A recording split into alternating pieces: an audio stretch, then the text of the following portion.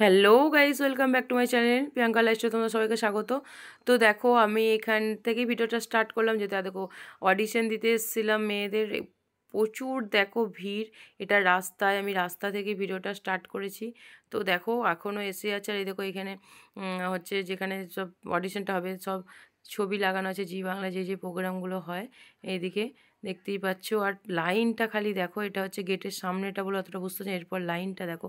আমি তো তাও কিছু কিছু নিয়েছি, পুরোটাই নিইনি গো। কারণ ওখানে ধরো আমি গেছিলাম আমার মেয়েদেরকে নিয়ে একটা কাজের জন্য, মানে আমার মনের ভেতর চলছিল কতক্ষণে হবে কতক্ষণে হবে। তো যাই হোক, দেখো এতটা ভিড়।